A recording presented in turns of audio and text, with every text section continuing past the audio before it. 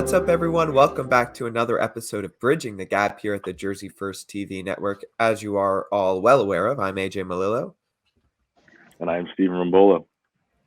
and we are here with two awesome guests, Jordyn and April. They are part of a very cool organization called the Millennial and Gen Z Community, and we're here to talk to them about what goes on with those generations, what their organization does, and the whole nine yards. So without any further ado, Jordyn and April, it's a pleasure having you with us today.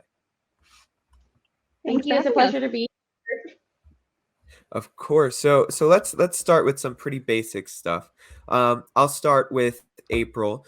April, where are you from? If you don't mind, like how old are you? What generation are you personally in? And what got you involved in the organization? All right. So actually, that's a really hard question where I'm from. I was born in Clarksville, Mississippi, but both of my parents were in the military. They're both United States Marines. So as soon as I got out of high school, I decided to be a Marine myself. I am currently 27 years old. Let's see. How I got into the organization, I was actually starting my freshman year right out of the military in college here in Shepherd University.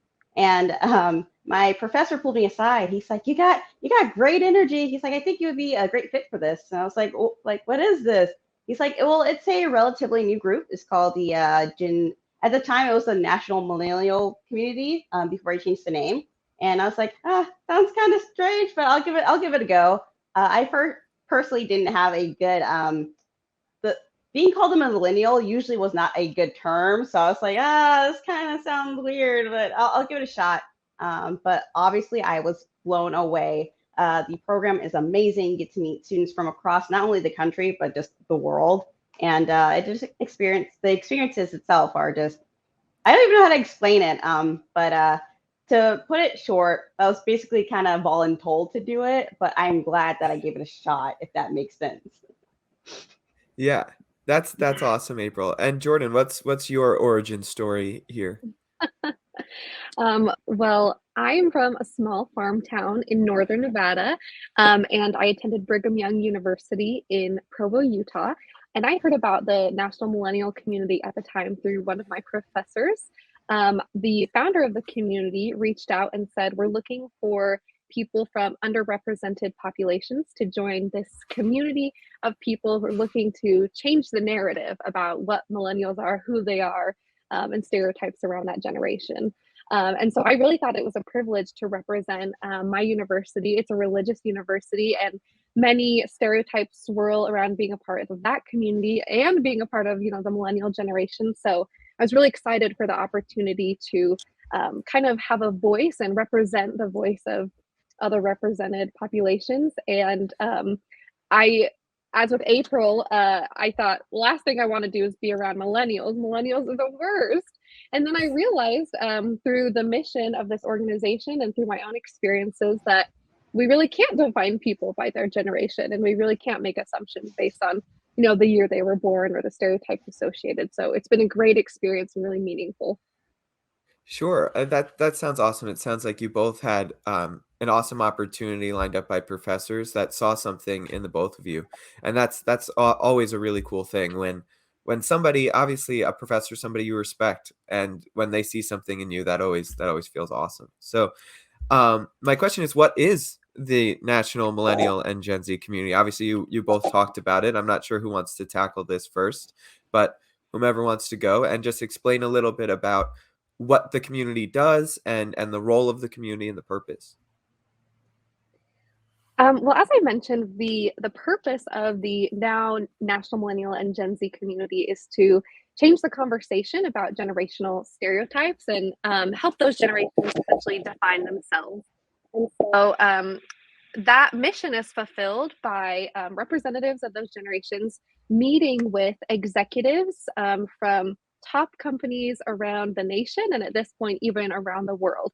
And so representatives from these generations, primarily from underrepresented populations and universities, have traveled to places like Los Angeles, San Francisco, Seattle, even internationally, to meet with executives at Google or the Walt Disney Company or any number of public relations firms and large organizations to ask questions and for them to ask questions of us, to put those stereotypes at the forefront and allow us to change the narrative ourselves. And by meeting with these executives and breaking down those barriers, I think we've done some great work in helping our future employers or current employers now to see how we want to be worked with, how we can effectively work with them, and essentially put the generational stereotypes to the side.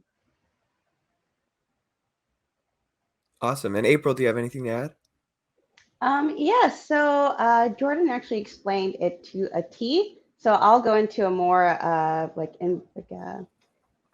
I don't know the word for it, but basically on the inside working. So yes, we also meet, but we also meet on Basecamp. It's the platform where we can schedule meetings and also delegate meetings. So I think it's an amazing opportunity to not only help us kind of grow as professionals, but to give us a chance to, as Jordyn was saying, just show to these executives that we have some things that are meaningful to say and that we actually listen and we actually would love to help and just kind of get a good connection between just the best way I can explain it is that it's really surprising how much people don't know about the other generations, and it's lovely to actually get the chance to get together and be like, hey, I know I wasn't born in like 1980s, but I know a lot about it, and I know a lot about my parents, and I actually really care about this organization or this company, and here's how I would, I guess, fit into here, or this is how we could help and things like that. Just bridging a better connection. So Bridging the gap, if you will, right? yeah, pretty So much. that's awesome. I love the idea of this because I think you're right. I think that both these younger generations, and I'm sure it was probably true for generations past, like they get this bad reputation, like, oh, they're lazy, oh, they don't want to do anything, blah blah blah blah blah. But at the end of the day, these are this is the future. So you have to work together to pull these organizations forward. But with that, I'm gonna kick it down to Steven.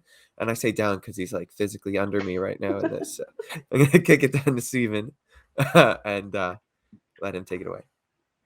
Yeah, so I think probably, excuse me, one of the most important things, and you guys touched on it, is, to use AJ's example, bridging the gap between businesses and these generations.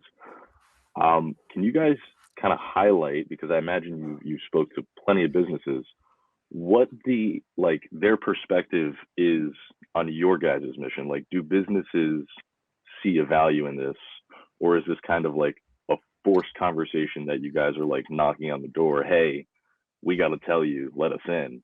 Or are they kind of welcoming this and promoting this progression that you guys want to push for? Jordyn, I'll pass it to Jordyn. That's a great question. I think that I have been surprised by how receptive organizations have been to meeting with us, but actually, more organizations than you'd think have proactively reached out, wanting to have the conversations. And I think the reason for that is they recognize that the millennial and Gen Z generation is the workforce, is the next workforce. Whether they like it or not, these are the people that they're going to be working with. And so they've kind of used this opportunity to meet with us as a way to prepare themselves for, this group to enter the workforce. But they have been so gracious in genuinely valuing our perspectives and wanting to know our preferences and values so that they can be the best employers for us.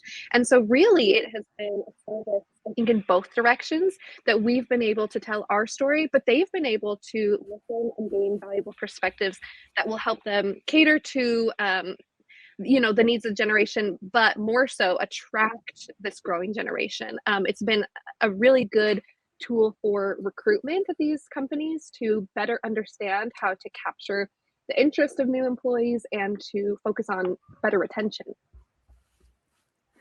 Yeah, I think it makes sense that a symbiotic relationship between employers and a workforce before they enter the workforce is beneficial for everybody. So to kind of follow up on that question, what do you guys see as the most important issues worth discussing with these employers, specifically about Gen Z? Cool. I'll go ahead and take this one. Going back to what you said, I believe AJ actually said this, that our perception is that we're lazy or we're trying to get the easy way out. for example, myself, I went into the military, and that's not easy. I knew it would help me to get my education. I knew it helped me set myself up. It gave me a sense of not only integrity but a good working ethic and things like that. So I wanted to show them that our generation does not determine who we are. It's just our choices that we make. It's just that unfortunately we are in a generation that is surrounded by not electricity, but electronics and social media. So of course that looks a certain way when you see someone reading a new newspaper versus someone reading the news on the phone. It just looks a certain way. But for me personally, I just like to show them it's like, hey, I can just be as hardworking as someone from, as you say, your generation, and my peers here all we're the same type of people. That's why we're together to show you this. Other than that, yeah, that's pretty much it. Now that I think about it, it's just showing them like, hey, we're just not all the stereotypes you happen to hear from or see on social media, because unfortunately, that's where all the negative things are put to the forefront. So hopefully, And to if I answer your Yeah. could question. If I could add, I would say that some of the other topics that we discuss with them aren't even necessarily related to generational stereotypes. We actually go into things like diversity and inclusion. I mean, at its core, this is a diversity and inclusion initiative, right? Making sure that the diversity of generations is respected and that all generations are included equally. But because of the representation that we have across our community, just being a community that's, national and international, we've been able to expose companies to people of different ethnicities, different walks of life, upbringings, religious backgrounds. And so it's been really wonderful to, start with this mission of breaking down generational stereotypes and expanding it to just holistically bringing more diversity and inclusion to the workforce. Sure, sure. I think there's two big things there. I mean, first of all, I would say millennials and Gen Z, and I'm pretty sure the numbers back this up, even though I don't have them offhand, is that those are the two most diverse generations, at least in the United States' history. Just mixed race children and so on. And so obviously that diversity is going to have to play a role into our generation as a whole. Like it's a pretty marked portion of our diversity, of our generation rather. And the second thing is some of these stereotypes that you mentioned. Like, what would you say are? I know we touched on them, lazy and technology focused and social media focused, right? So those are some of the stereotypes. What would you say are the things that, when you present them, are the most surprising to maybe some of these older generations that are running these businesses? Like, what are things about our generation that maybe they don't look at as helpful, but they're actually pretty helpful things? One thing that comes to mind is being Oh. social media savvy, right? Pretty much everybody is. So what are things like that that maybe you two have both seen, that it's like this is a negative stereotype to you, but actually look at it this way and it's a positive thing. Do you mind if I take this one really quick? You reminded me, the first thing that came to mind was one of my trips. We went to the not McDonald's, the Oscar Mayer Corporation. Jordan, were you there with me? I think, no, you weren't. I think it was probably my first or second trip. Something that even surprised myself is our generation's ability to not only research, but to ask why. A lot of people kind of they feel like it's going against authority if you ask why, but our generation truly are just very curious. So when we ask why, we're not asking to make them feel a certain way or to test like their tradition or anything like that. It's like, hey, I noticed you're doing this by hand on Excel. Why? You can put in this formula and it does it for you. But it can look really bad when we ask why, or when we do bring up research. It's like, hey, you said that your produce were GMO free, but a research study suggested 10 years ago that that wasn't the case. They get genuinely shocked, like, whoa, you did research? So I think that's like a really cool thing that we do, but it can look bad at times because it's like, oh, you're trying to find like the bad. It's like, oh no, we just saw this is interesting. And sorry, my cat's in the way. They've been crawling on That's me all the right. whole time. I'm so sorry. But I would say researching and asking why, those things can come across as looking bad when we genuinely just care and we're genuinely just interested. I mean, I can personally add to that. In most positions that I've been a part of, whether they be, with big companies, classrooms, whatever it may be, um, I'm always that person, the ask why person. And to your guys' point, the perception of that on my end, at least, has always been almost like you feel like you're stepping on somebody's toes because you kind of see something where like we can make this 100 times more efficient or more customer friendly or whatever it is. And I think the important thing about your guys' mission and the way that I see the generational gap is kind of stepping away from maybe this is how it's always been to this is a new way to do things. And I think that's a really important conversation to have on every level of business, whether it be, the mom and pop shop or, the Nikes and Apples of the world. So I think it's really, I commend the work a ton because I have personal experience there. Yeah, and if you don't mind me jumping in too, I think one big thing and the asking why is such a good point, April, because well, especially for Steve and I are only what a couple years younger than you guys, so we're all pretty much in the same boat. Basically, our whole lives, we've been anytime we asked why, it's like, well, we'll Google why, we could find the answer pretty easy, right?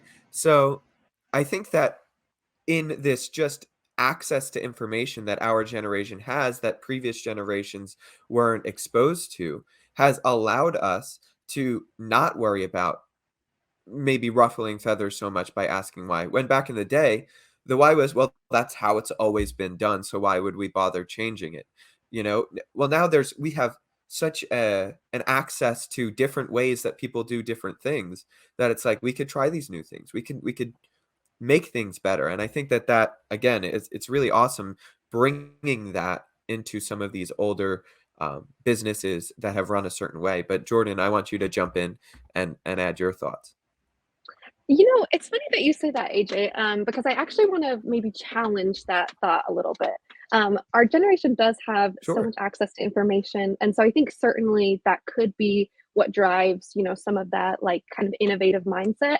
But really, if we look at all of the generations and kind of that time period where they came into adulthood, so to speak, they're coming into their early 20s, time after time, we see almost like mini revolutions happening, right? I mean, let's look at the 60s, the 70s, the 80s. Really, at any point in time, there is this influx and new thinking and new ways of approaching things or solving society's problems.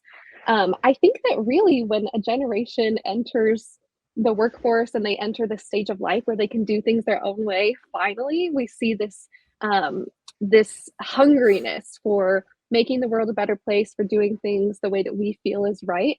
And so, really, I think it's less of a millennial or Gen Z approach, but I think it's just kind of what it's like to enter adulthood. I love Sure, that. Jordan. I think that's actually a great point. It's the coming of age story for the generation is Yes. trying to figure out how they're going to do things.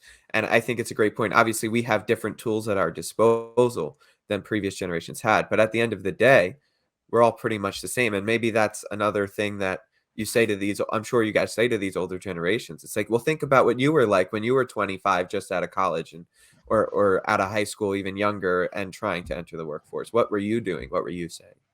Yeah, and I'll tell you that point, probably more than anything we can say to them, is what resonates, the strongest because they think back to when they were in their 20s. They're asking these hard questions like, well, how come you've only been here for, X many months? Or how come you're switching organizations rapidly? And we'd say, think back to that time of your life. Would you have, if you had the option, traveled more? Would you have switched companies more? Would you have prioritized work life balance more? And they go, oh, you're right. Had I had those options, I would have taken advantage. And so we find these ways to find common ground and we realize we're all more alike than we think. Sure.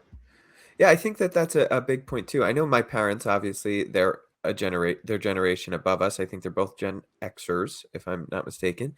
But they always brought me up and my brothers, and I'm sure most can be said for most people in our generation, like take those opportunities while you can, because they never really did, right? They started working young. They started like this was how they had to do it. But for us, right, travel when you can. neither of my parents graduated college, so go to college, get those experiences. Things of that nature were much more important to us growing up to take those advantages. So I think it's a great point that you bring that up. It's like, well, wouldn't you want your kids to do the same thing? Right? Wouldn't you want your kids, if they weren't happy, to move to a different job? Or if they had an opportunity to go travel the world, go travel the world. Like, you only get those opportunities once in a lifetime. So take them. And I think that that's it. That's an awesome point, Jordyn, that you had made there. So Steve or April or anybody else, if anybody wants to jump in. Mind if I Oh, hop in? Take oh, it, April. along the lines, my bad. I was supposed to say, I will admit, after Jordan was speaking, I have been surprised how much they were talking about mental health and how much they say they wish they would have prioritized their mental health. And they're really happy that our generation is taking that more seriously. So that's all I had to add. But thank you for saying that, Jordan. That was like, right. For us, it's a norm to be like, hey, like if I'm overworked, I know that I will be this way and I know I won't be able to do my best work, or I know it might affect the people around me.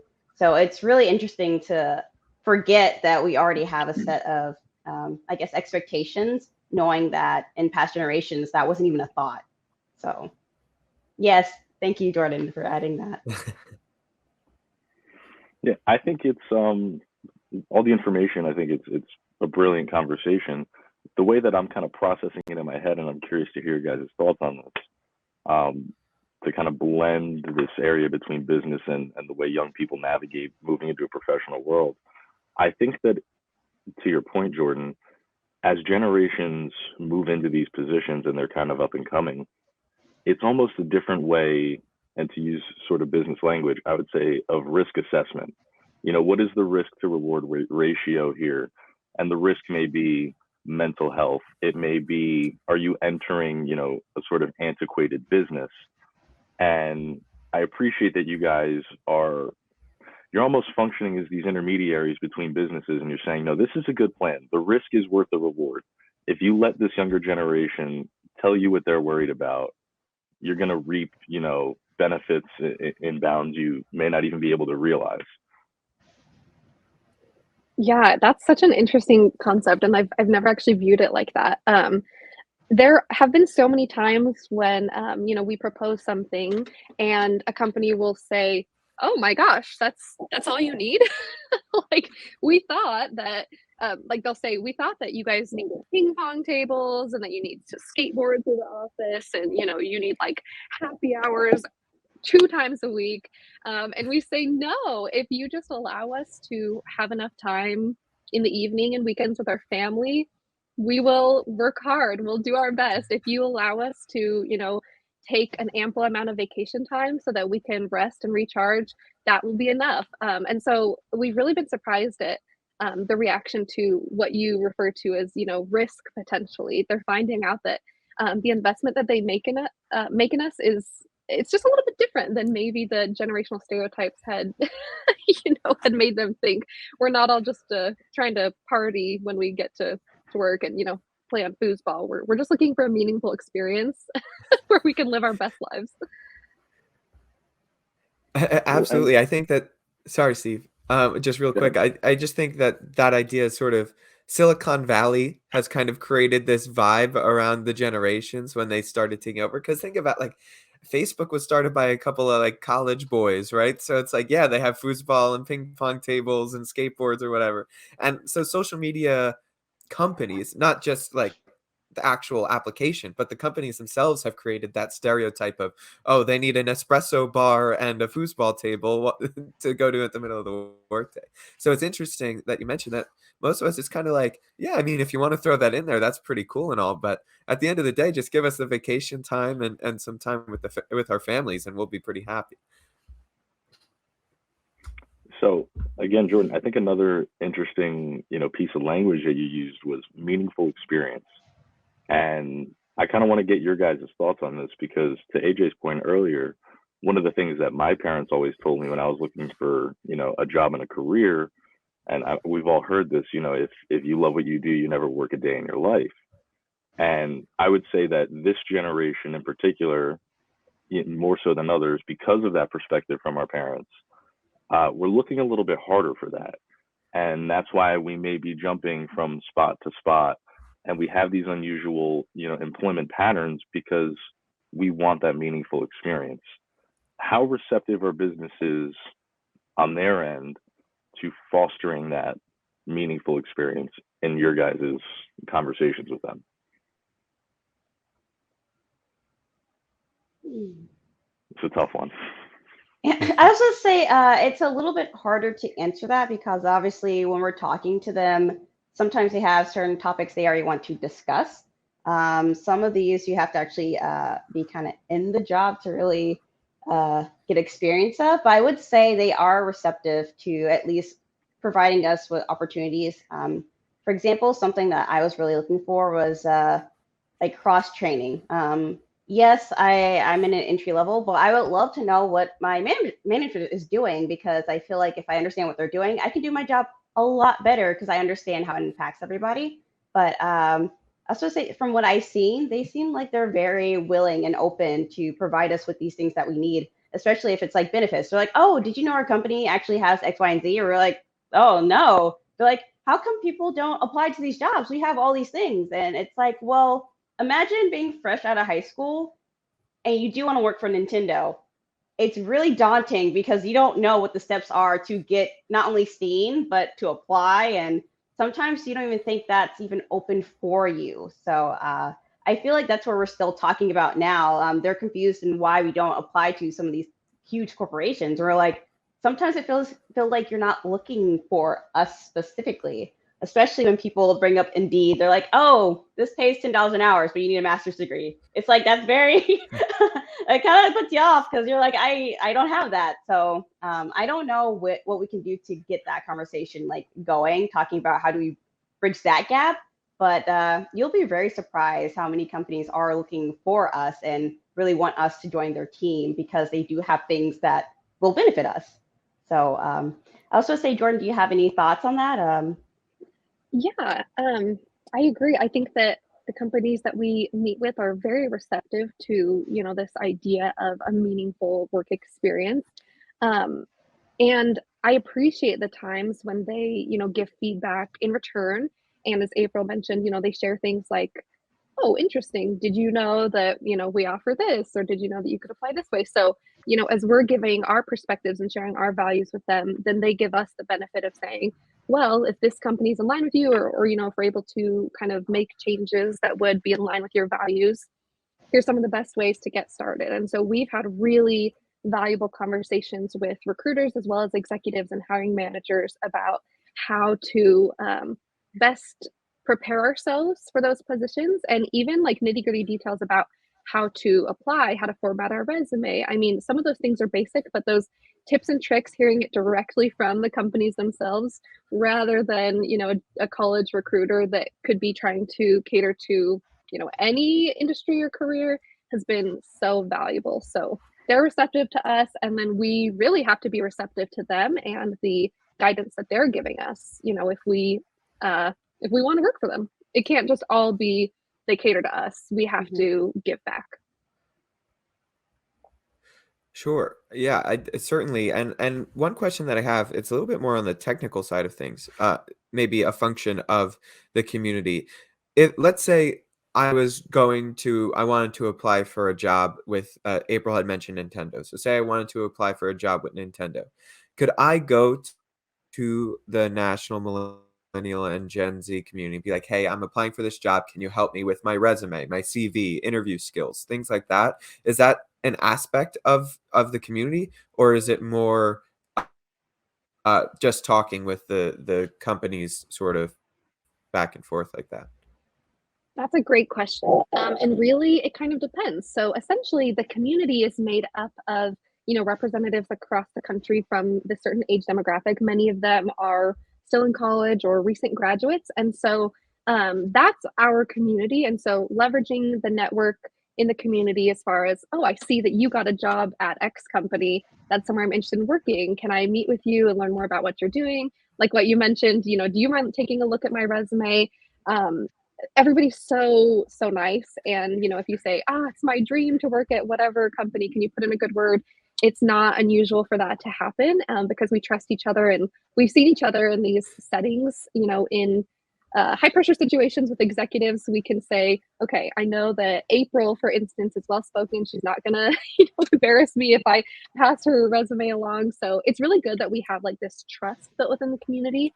But as far as like with the actual companies, our relationships with them are definitely more for that like high level learning and less about, can you help me format my resume or whatever. But as I mentioned, when they offer it, we gobble it up on those instances where they say, it'd really be best if you approached it this way.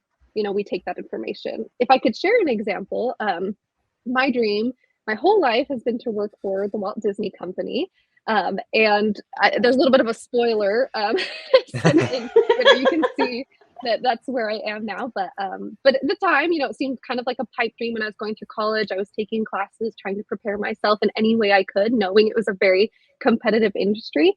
But through my exposure in the National Millennial community, I was able to take several visits to the Walt Disney Company and its various headquarters. I was able to meet with recruiters and with people who work there and just ask questions. How did you prepare yourself? What skills are you looking for? Of the candidates that you are interviewing, what's lacking? How can I stand out? And I got really, really actionable advice that I was able to use. And over a lot of effort, a lot of months of applying, I was able to land my dream job. And truly, that's because of the experience that I got through the National Millennial community. Well, that's awesome. Congratulations, Jordyn. That's really good. Congrats. And April, do you have any similar sort of little anecdotes, maybe either about yourself, about friends, about anybody? Yes. One thing I would like to mention is the founder, Bill Imada. He is the CEO of the IW Group in LA. So Bill has a lot of connections. Obviously, he's the one who's actually putting together these meetings for us to go and meet these executives. Something that is very amazing is that obviously Bill doesn't want us to overwhelm them because they would say, hey, you can connect on LinkedIn, or here's my business card, or email me. Obviously, we try our best not to do that. And we ask Bill, like, hey, Bill, we're really interested in, let's see, we went to Warner Brothers. It's like, I would love to work for them. Can you get some information for me or let them know that I'm interested? And Bill is really good about like putting your name in there, or for like getting the resources we need so we can apply in the way that Jordyn was saying, like what they would prefer and what they're looking for. What's really amazing is that after we're speaking, you can sometimes see recruiters or the executives themselves coming to people like, hey, like I love the information you had. Do you mind if I like connect with you later? There was an instance I was with some founder was making a sports app, and he's like, hey, you mentioned Discord. I don't know much about that. Do you mind explaining that to me? So I set up a meeting and we were talking about Discord. So it's not always just about getting the job. It's just building those legit, genuine connections and helping each other out. So they're an amazing network to have in your pocket, not just to have like in your pocket, but legit relationships. And it's really fun to be like, hey, Jordyn, I saw you last year and look where you are this year. It's like really amazing. To finish up what I was saying, there's this program called the Ad Fellows. It's sponsored by Verizon, and it's really competitive. We're talking about people in HBCUs or like public relations, like societies and groups can only get in there. But Bill's like, hey, they're opening it up to people from smaller areas, and I'm from West Virginia. He's like, you should give it a try. He's like, please don't get me wrong. Like, this is really competitive. Like, you're going up against 600 other people. But he's like, it's a good experience. And lo and behold, I was selected in the final 30. So I'll be going to New York City to be a part of this fellowship. And I'm really excited. I would not have been able to have this opportunity if it's not for the group and for Bill. And I can say that to this day. If I was not a part of this group, I would never think about being where I'm about to go. So like Jordyn says, it's not impossible, but with this group, it feels so much closer than anyone can ever imagine. Yeah, that's another awesome story, April. Congratulations. And while you're in New York City, make sure you spend some time in Jersey because it's the best place on earth, if you ask me. True story. Will do. Thank you. All right. So Steve, we are unfortunately running out of time here. So I'll let you ask some questions that you have, and then we'll start to wrap it up. Yeah, I think probably the last and maybe most important question that I have, especially following those anecdotes from you guys, anybody who wants similar exposure, similar opportunity, and similar success to get involved with the group, how do people go about that? Or if there's not a way to join, do you guys have resources that you can point, people in our generation or any generation to these companies that you guys work with that seem to be so receptive? I'll let Jordan go first because how I got into the group might be a little bit different from how it's actually ran. So I would love if she explained her portion first because I don't want to give you the wrong information. Well, yeah, I think both of us had similar experiences and that, just our professors kind of reached out. And for a lot of the universities, it's a little bit informal. It's kind of like you just hope that, your professor can recommend you if they're already associated with the community. But for those schools who maybe don't have a relationship with the community, there's actually a website called nationalmillennialcommunity.com. And so I would recommend that some professors or advisors reach out there and see if they can get their schools involved. But I think most importantly, if you don't necessarily have this direct relationship with this specific organization, you can still take the principles of the organization and run with them to help yourself. So specifically, the premise is networking, right? We're networking with others from across other universities. We're networking with business professionals. And so just take that principle and reach out to people at other universities, see how their programs are running, see how their internship worked out for them. Oh, I want to pursue something similarly. And then, take advantage of LinkedIn and reach out to people who you want to be someday. Say, hey, I am very interested in this industry. Do you mind spending 20 minutes with me just so I can learn about your experience and gain any insight that you may have? That is the best takeaway that I've gotten from the community is just the power of conversation, being able to truly listen and understand each other. And if nothing else, if people can take listening and conversation more seriously, I think you'll be set up for success in your personal and professional life. I think that is a phenomenal way to phrase it, and I really like that you said power of conversation because I know, at least for AJ and I, that's among the most important things to us is having these kinds of conversations and broader conversations, just being able to speak to people and the value of a network. And I would say almost the way that you answered that was if you can't get recommended to the community, build your own. And I think that's a really important message as well to kind of spread out because, not everybody, like you said, has that professor, has that connection, the reference, whatever it may be. And the real power in what you guys do is developing those personal communities that kind of almost work like a ladder, like you're building and you're climbing with each other to get to the top. So I think that's a remarkable message. And hopefully AJ's back with us. I am back. I really hope I didn't lose that because that would be pretty awful. But I really hope that I caught that all. So unfortunately, like my internet is cutting out. I knew I had like a short window there before it would start happening. So with that, I don't want to keep this much longer because I don't want disaster to strike again. So if anybody, my last question is if anybody has a place to reach, wanted to reach out to either of you or the National Gen Z or Millennial and Gen Z community, how can they do that? How can they get involved? Well, for me personally, it would definitely be LinkedIn. With LinkedIn, I'm connected with Jordan, I'm connected with Bill, and our organization. So that would be the best place to like kind of get a chance to touch on all of that at once. You can just find me at April Price. Actually, now that I think about it, there's probably a lot of April Prices, so I probably should throw in my my middle name in that. But basically, please just feel free to like go to our social medias. National Millennial Community has a Instagram, a Twitter, a Facebook, anything you can think of. You can literally connect to them, and you can find us. Awesome, and same for you, Jordan. Would LinkedIn be the best place? Yes, I think that if you search on LinkedIn for National Millennial Community, you'll probably find a whole treasure trove of people that would be happy to chat. Awesome. That sounds good. But Steve, before we ask our really closing question, is there anything you wanted to add? Other than that, I think what you guys do is really important work and is going to have cascading impacts for a very long time for a lot of people in the future. I appreciate it and respect it a ton. Thank you guys. Yeah, it was an awesome conversation, but we have to close out with the hardest question of the interview. I'm really sorry for this, but it's just the way it has to be. So, And I'll uh, I'll say this. I'm very interested about how this question's going to go because we normally touch on more regional, like regionally true. located guests. So I'm curious to see how this is good, like widening the population that we're Making testing me here. nervous. Oh my No, so gosh. so the state of New Jersey is a wonderful place. And it has a lot of very popular and famous people that hail from the state.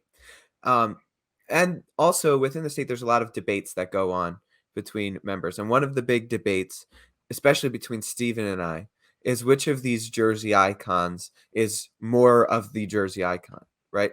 So April, you're gonna be making your way up to New York. Jordyn, you're gonna be out in California doing whatever at Disneyland. And so you're getting in your cars, you're gonna flip on Spotify. Who are you gonna put on first? Bruce Springsteen or Bon Jovi? If Ooh. either, you don't have to answer either. There's some other Jersey legends we could throw out if it's neither of those two. I'm gonna go with Bon Jovi.